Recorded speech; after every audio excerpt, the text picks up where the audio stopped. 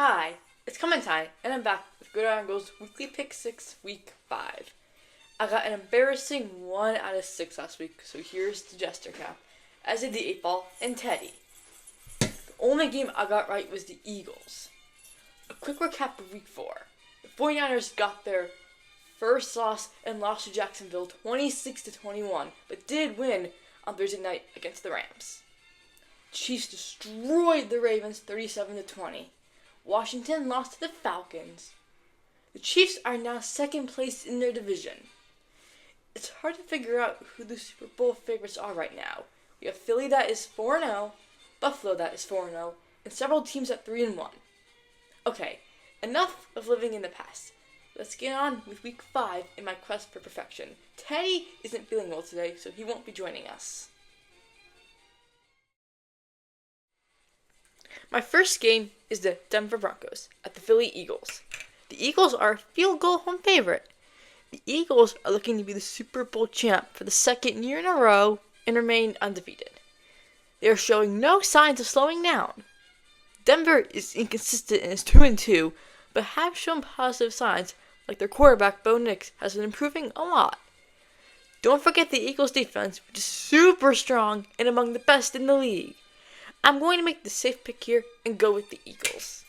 8 Ball. Signs point to yes.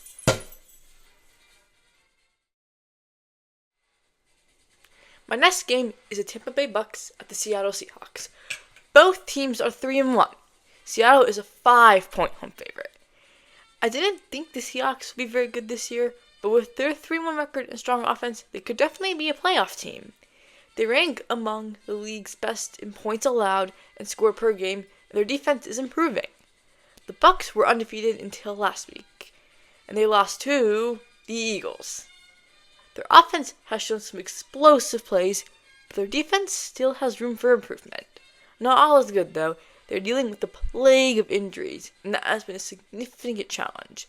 This could be close, but I think the Seahawks will pull this off. Magic 8 Ball, what do you say? Yes. My next game is the 2-2 Commanders at the 3-1 Chargers. Wait, what? The Commanders are 2-2? Yes, they don't appear to be very dangerous this year after their huge playoff run last year.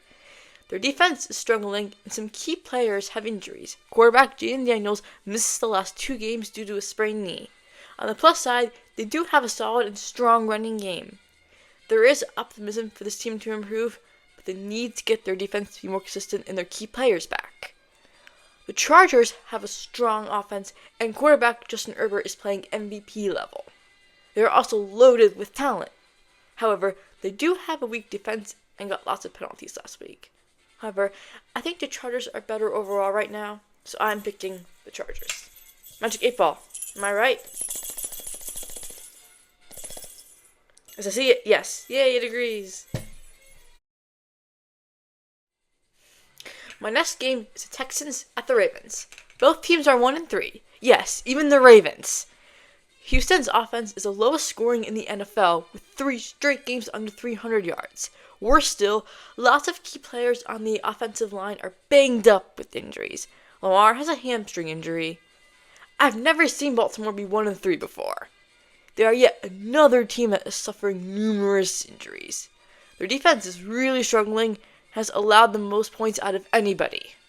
Surprisingly, they have a 70% chance of making the playoffs. I think that'll drop fast, though. This is a close one, so here's my coin flip.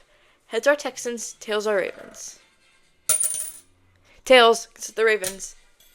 8 Ball. My sources say no.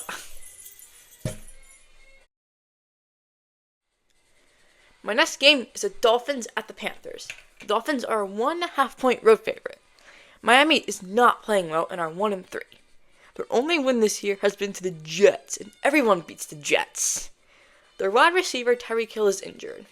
Despite their slow start, their offense is showing signs of improvement.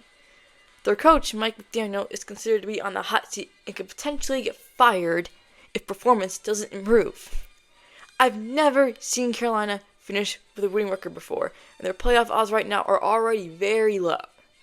Even though they do struggle overall, their defense ranks in the top half of points allowed and shut out the Falcons 30-0 a couple of weeks ago. The Falcons are better than Miami. I think Carolina could walk away with the win here.